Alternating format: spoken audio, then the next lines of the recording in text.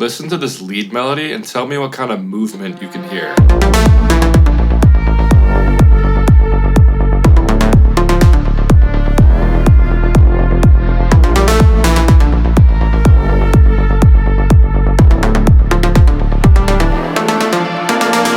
So some notes are shorter and closed off, while other notes are big and open. But look what happens when I go into the automation settings. There's absolutely nothing in here that could be adding any movement.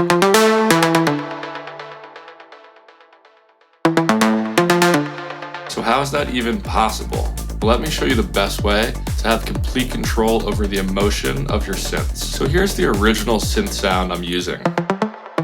And this whole trick is based on using this little section down here that's super underrated. Velo stands for velocity. So on a piano, that just means how hard you're hitting the keys. If I hit it really hard, that's high velocity. And if I hit it really soft, that's low velocity. Back in the synth though, if I hit that really hard versus really soft, nothing happens. There's no difference. So to add life and emotion back into synths, we can use this velocity tool. So let's drag this tool onto the decay of the envelope. If I hit the note really softly, it stays the same. But if I hit it really hard, then it gets longer.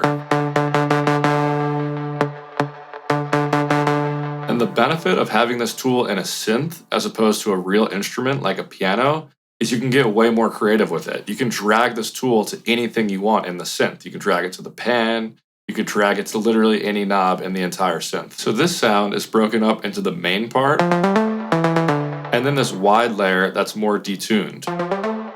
So why not map the velocity to the volume of that wider layer? Now the harder we play the sound, the wider and bigger the sound gets.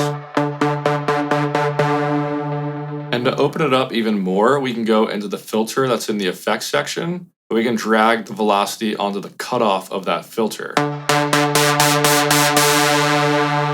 So now when I'm hitting the notes harder, it's really opening up and coming to life. So let's go into the MIDI file for the melody now. The way we're going to have complete control over the emotion of the sound is by using this velocity tool up here. Now I can change the velocity of each individual note.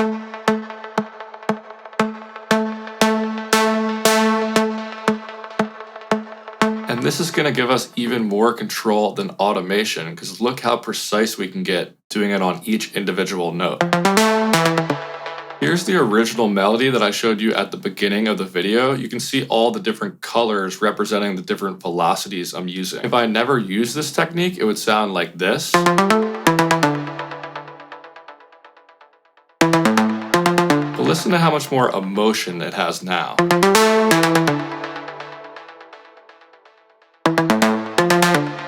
And you can really use this technique on any sound. Listen to this arpeggio in the background of the track. But when I use the same technique, it gives it some rhythm and emotion.